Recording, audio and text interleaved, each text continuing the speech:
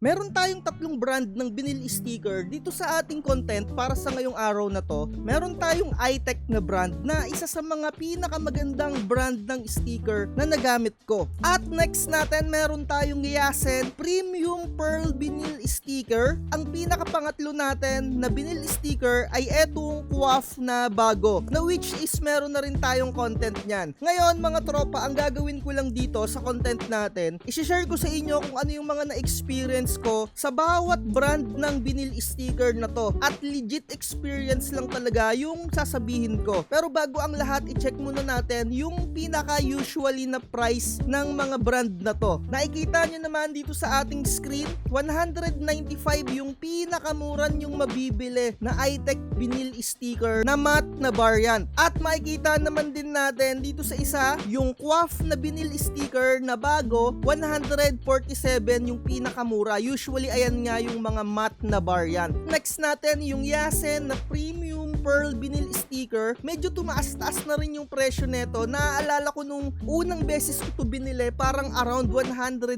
pesos lang yung pinaka presyo neto, or around 140, nasa ganun. Last year ko lang to na-discover etong brand na to, at sa ngayon mga tropa, medyo nagkakaroon din ng transition etong Yasen na vinyl sticker dahil nag-rebrand sila. Naging iTransfer na yung pinaka-brand na to. Ayan o, kung makikita ninyo yung Yasen at etong iTransfer, parehas lang yan mga tropa. Kung matagal na kayong gumagamit ng Yasen, siguro alam nyo rin na yung LNB at yung Yasen, parehas lang din yon. Unahin na nga natin etong new Quaff vinyl sticker. Babanggitin ko muna siguro yung mga pros or kung ano yung kinagandahan ng vinyl sticker na to. Unang-una, kapag binili mo to, syempre mura lang. Around 147 or 150 lang siya. At meron siyang tinatawag na plus 2. Usually, ang laman ng isang set na vinyl sticker 20 sheets. Pero dito sa Quaff, meron silang promotional, or eto na talaga siya, 20 plus 2. So, meron kang extrang income dito kung eto yung ginagamit mo. At ang kinagandahan din netong sticker na to, na-testing ko na siya sa waterproofing. Talagang kung gumagamit ka ng dye ink and pigment ink, yung mga ink na yan, talagang waterproof siya. Hindi siya kagaya nung pinakadati niyang variant or yung pinaka-old model, etong nakikita ninyo, which is etong tinuturo ko dito sa mouse pointer ko. Eto hindi siya waterproof. Pero etong bagong Quaff vinyl sticker, talagang waterproof siya kahit na dye ink yung ginamit mo. Sinubukan ko na rin siya, and when it comes naman sa adhesive, wala pa namang nagre-reklamo sa akin, pero hindi ko pa siya in-experiment na idikit kung saan, kasi dati idinikit ko siya kung saan mang surface, pero umalis kasi yung jeep na pinagdikitan ko, kaya hindi ko masabi sa inyo kung talagang madikit siya, and hindi ko rin nailagay sa motor. Siguro gagawa ako ng panibagong content na kung saan i-experiment ko. Siguro maglaan tayo ng mga 3 months para malaman talaga natin kung madikit yung adhesive niya. Sa adhesive, medyo wala pa akong masyadong idea, pero so far nung nagamit ko to, wala pa namang nagre-reklamo. Nagagamit ko siya sa mga pang product label, and minsan kung gusto ng mga tropa ko na medyo budget gaming, yung kanilang mga vinyl sticker, yung mga pang giveaway sa mga vlogs, sa mga tropa kong nagtatattoo, eto yung ginagamit ko. Kasi dito, nakakapagbigay ako ng discount kasi mura siya. And sa iTech, hindi ako nagbibigay ng discount kasi doon, kasi syempre medyo mahal yung sticker na yon. Kung gusto ng mga tropa ko ng may discount, eto yung ibinibigay ko talaga. So far, wala pa namang nagre-reklamo, and nakalagay dito, perfect for pigment ink siya. And mga tropa, mag-move forward tayo sa cons. Kung ano yung napapangitan na ako dito sa vinyl sticker na to, sa point naman ng pangit. Unang-una, kapag mga usual lang na mga pang-sticker or yung mga logo-logo lang, okay naman siya sa totoo lang. Pero one time, nagprint ako dito ng portrait na tao. Yung shadowing niya, hindi maganda. Hindi niya nakukuha ng maganda yung shadowing. Ayun yung pinaka-downside para sa akin ng sticker na to. Kasi, akala ko maganda na yung vinyl sticker na to, akala ko ito yung magiging pamalit ko for iTech kasi waterproof na siya. Napapansin ko kasi lately tumataas yung presyo ng iTech. Naghahanap ako ng alternative and nabigyan ko ng medyo mababang presyo yung tropa ko kasi akala ko dito okay na. Medyo sumablay ako doon pero kahit papano may kita pa rin naman yung pagkakasingil ko dun sa tropa ko. Kasi iTech pa rin yung ginamit ko. Eto kasi pangit yung kanyang shadowing. Halimbawa, 'di ba, portrait, ibig sabihin mga tao-tao yung ipiprint mo, halimbawa mukha mo or yung mga background na mga shadow. Ang pangit nung output niya, sa totoo lang. Hindi na ako nagprint para medyo hindi na humaba yung vlogs natin. I-try nyo na lang siguro. Bumili kayo ng coif na ganito tapos mag-print kayo ng mga tao. Ang i-print niyo na mga design, wag yung mga logos. Sa mga logos lang, kagaya na itong mga ganito, pang product label, okay lang naman. Sa shadowing lang talaga siya nagkakatalo. And sa mga kulay, kahit papano accurate naman dito. Sa shadowing lang talaga siya sumablay sa akin. And so far, bukod dun sa shadowing, wala pa akong ibang nakikitang pangit dun sa mga kulay-kulay niya. Siguro hindi ko pa na-discover. Time to time kasi habang tumatagal, may experience nyo kung ano yung pangit dun sa ginagamit ninyong materials. And isa pa na na-experience ko na pangit, yung pinakakanto niya, mas lamang or mas madalas yung pagsabit sa printer head. Ayun talaga yung pinakaayoko sa mga vinyl sticker. Kaya eto, hindi na ako gumagamit nito. Super minsan na lang. As in, sobrang bihira na, siguro inuubos ko na lang yung stock ko na ganito dahil 3 pa yung stock ko na ganito. Ito yung pang-4, inuubos ka na lang siya kasi sumasabit sa printer head yung dulo niya. Paano nyo malalaman na sumasabit yung vinyl sticker sa printer head? Kapag yung sa pinakadulong print, parang merong mga guhit-guhit na kulay itim or sumasablay na print, ayun, sumasabit yon. And ginagawa ko, pinuputol ko yung pinakadulo niya pero may sabit pa rin talaga eh. Medyo umaangat siya or bumibilog siya ng konting-konti lang kapag ka nababasa. At ang ayoko lang din dito, yung backing paper niya or yung pinagdidikitan ng sticker, para siyang karton. Ayoko talaga ng texture na parang karton kasi medyo matigas siya kapag ka ipagkukumpul-kumpul mo na yung mga sticker mo. Halimbawa, eto na yung sticker mo, hawak mo na. Medyo bulky siya tignan, unlike sa iTech na manipis lang yung pinaka-backing paper niya. Tsaka malambot. Eto kasi medyo may pagkatigas. Eto, yun yung pinaka napapangitan na ako sa kanya. And siguro kung mas may improve pa ng coif etong vinyl sticker nila, siguro maraming gagamit nito. Pero kung hindi ka naman maselan kagaya ko, kung okay na sa'yo yung okay lang, para sa akin kasi hindi okay yung okay lang eh. Hanggat meron kang magandang materials na magagamit, siguro yun yung gagamitin ko. Pero kung ayun nga, agaya ng sinasabi ko, kung okay na sa'yo yung okay lang at kumita ka ng medyo maayos at medyo malaki, ito yung gamitin mo. Pero medyo risky sa inyong mga printer. So sana nabanggit ko lahat ng mga pros and cons tungkol dito sa vinyl sticker na to. Di hamak na mas maganda to sa lumang coif kasi ito talagang waterproof siya. Maganda rin yung coating niya. Hindi ko pa alam sa mga ibang kulay kung medyo may sablay sa color management na itong coating niya. Ang pangit pa lang talaga na na-experience ko dito yung shadowing. So ayun no, move forward na tayo sa next natin na vinyl sticker. Ito naman yung Yasen na ngayon nakikita ko ay transfer na yung pinaka-brand niya. Premium pearl sticker,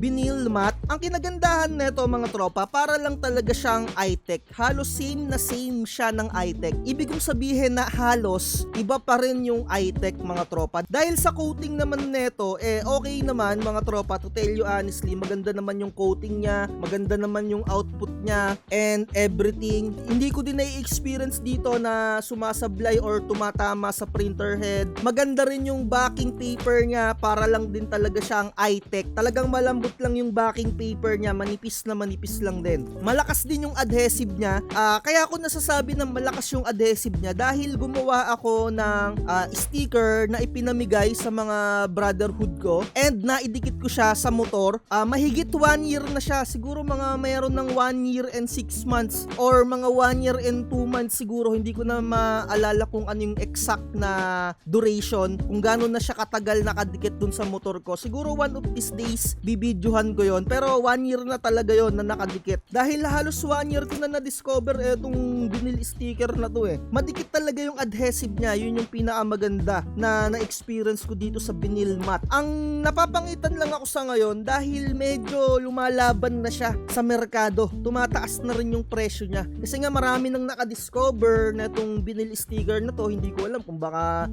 marami talaga nakasubaybay dito sa atin. Pero maganda talaga to. As in, akala ko ito na yung magiging alternative ko for iTech kasi medyo tumataas nga yung iTech, di ba? Ang mahal-mahal niya na ngayon. Pero na-discover ko tumataas na rin to. Halos nagpapantay na sila ng iTech yung presyuhan niya. And when it comes nga sa coating, waterproof siya and nabanggit ko na nga yung coating. Ang ayoko lang dito, meron siyang factor na sa kulay green, medyo hindi niya nakukuha yung green na green. Medyo may pagkaputla siya sa kulay green. Halimbawa, parang mga dahon ata yung pinrint ko noon one time. Parang gumawa ako ng souvenir nung umakyat ako ng bundok. Nagprint ako ng rep magnet. Ito yung ginamit ko. Nakita ko yung pagkakulay green niya. Hindi siya ganun na green na green. Medyo maputla yung pagka-green niya. And siguro, ma-adjust ko pa yon sa pagko-color correct. Pero may mga ibang kulay din ako na na-experience dito na medyo may pagkaputla talaga. Pero yun lang, parang super minimal lang talaga yung cons ko dito sa vinyl sticker na to. And kung tatanungin nyo ako kung bibili pa rin ako ng ganitong sticker, yes, bibili pa rin ako ng ganitong sticker, pero chinitsempohan ko lang talaga na naka-sale kasi medyo may pagkamahal na siya. Maganda to, hindi ko talaga na-experience yung sabit-sabit sa printer head at hindi siya, alam nyo, na kumukuluntoy. Halimbawa, nakapag-print na kayo dito, hindi siya tumitiklop ng ganon. Sa QWAF dito minsan parang na-experience ko na kumukuluntoy siya eh. Parang gumaganon siya eh. Pero parang kapag medyo natuyo-tuyo na or hindi ganon ka dark yung kulay, medyo uma-adjust siya ulit. Nag-i-straighten up siya. Eto as in kahit darkish or talagang solid color, hindi siya kumukuluntoy or yung parang alam niyo yung bumibilog. 'Di ba? Eto straight yan, hindi siya gumaganon no. Okay na okay to. At talagang pinapartner ko siya sa Yasen din na photo top. And so far sana nabanggit ko din lahat ng pros and cons nito. Kung meron pa kayong mga hindi ko nabanggit na pros and cons na na-experience nyo, i-share nyo na lang din sa comment section kung may mga iba pa kayong idea sa paggamit nito. So next natin, pinaka all-time favorite natin dito sa ating printing business, walang iba kundi etong iTech vinyl sticker. Nung baguhan pa lang ako sa printing business, hindi ko talaga alam etong iTech vinyl sticker. To tell you honestly, kung medyo matagal na kayong nanonood dito sa ating YouTube channel, ang una ko ngang nabili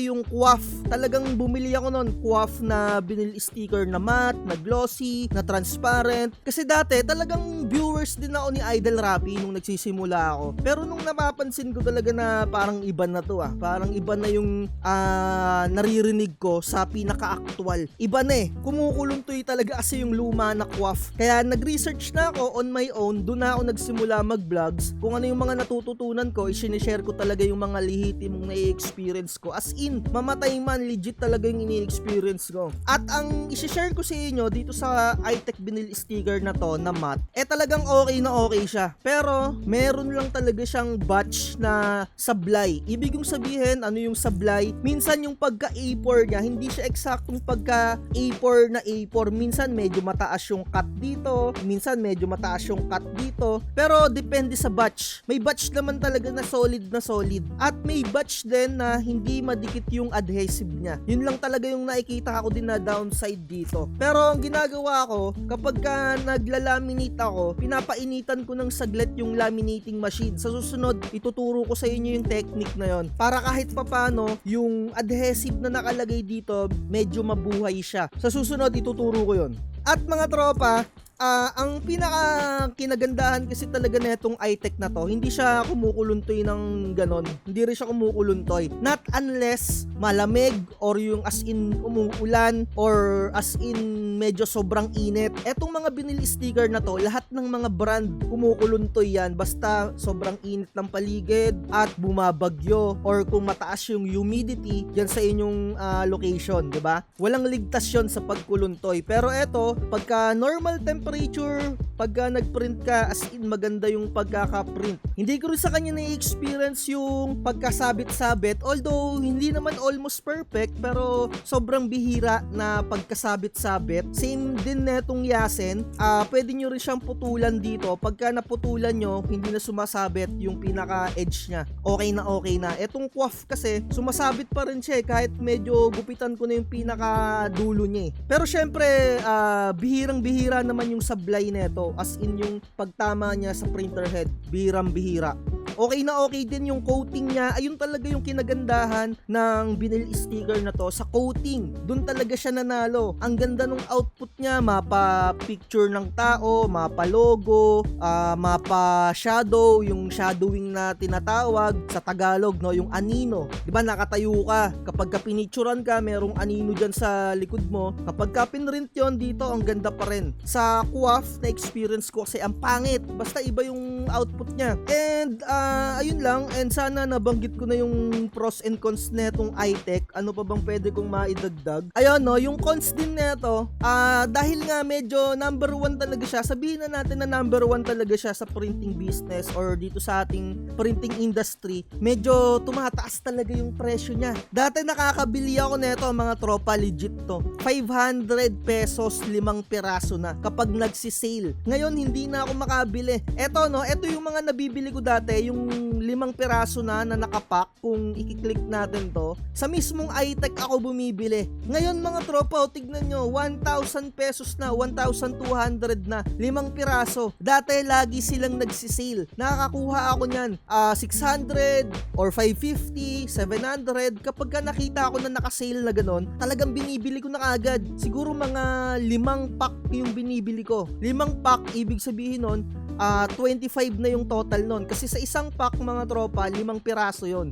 Talagang nakakatipid ako doon. Kaya ayun, sa ngayon nga, dahil ito yung leading brand, hindi ko alam, siguro nagtaas yung production nila or nagtaas yung materials na ginagamit nila, kaya nagmamahal. Kaya naghahanap tayo ng alternative na ito yung Yasen yung pwede kong ina-alternative. Pero as is, bumabalik pa rin talaga ako sa iTech Wala talaga akong magawa Ito talaga yung gusto rin ng mga customer ko. Minsan may customer talaga ako na nagpapa-add na iTech na lang daw talaga yung gamitin. Kinagandahan din neto, ito yung quality na backing paper. Same siya ng Yasen. Manipis lang. Ayoko kasi sa mga vinyl sticker yung karton. Ang kakapal nung karton na backing paper. Ayan diba? Kung gaganito mo siya, ang tigas niya na vinyl, and hindi ko gusto yung ganong feeling. Eto, as in, ang smooth lang niya. Kagaya na itong iTech. Etong iTech mas manipis siya kung isusuma total dito sa Yasen. Ewan ko sa feels ko lang yon. Hindi ko alam yung parang pinaka-eksaktong GSM netong mga vinyl sticker na to. Sa pakiramdam ko lang siya pinagbabasihan na sa tingin ko mas manipis etong vinyl sticker na to na iTech. Eto ay number 1 ko, and eto yung number 2, and yung number 3 na gusto ko etong bagong Quaff. So ayun, marami pa tayong mga vinyl sticker na itatry, at meron nga tayong biniling 3 bagong vinyl sticker na itatry. Meron tayong vinyl na White Tiger na brand, at meron tayong R8J8 na brand. Patagal nyo nang nare-request sa akin to dahil nga ayokong mag-cut. 'Di ba? Alam niyo naman na roll to roll yung mga R8J8 na brand. Siguro marami nang nakakapanood na sabi ko sana magkaroon ng A4 na size yung R8J8. And so far nagkaroon na sila, kaya bumili ako at susubukan natin siya. Wala siyang pinakatatak, pero sa mismong R8J8 ko siya binili. And meron din tayo ditong Yupsoon na brand. Matagal-tagal nyo na rin nare-request sa akin to na itry natin. And sa next vlog na lang natin siya susubukan. Siguro batch by batch uunahin natin yung White Tiger. And in-next natin yung R8J8, at last yung ating Yupsoon na brand. Matagal nyo na kasing nare-request to, and medyo naiinip na rin ako na itry. Kaya sa mga susunod na vlogs natin, itatry na natin to.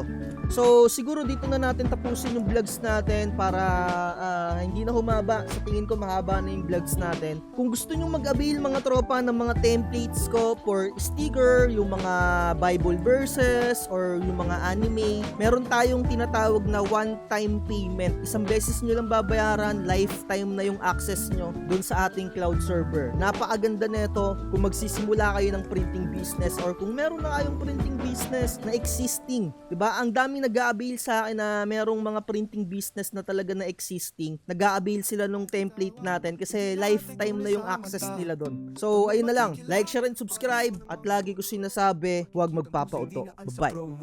Huwag kang magpapauto, mag-isip ka sa pilian. Sa laro ng buhay, dama ang tampuhan. Di lahat ng nagpa-hype, siguradong totoo. Sariling landas, hanapin mo.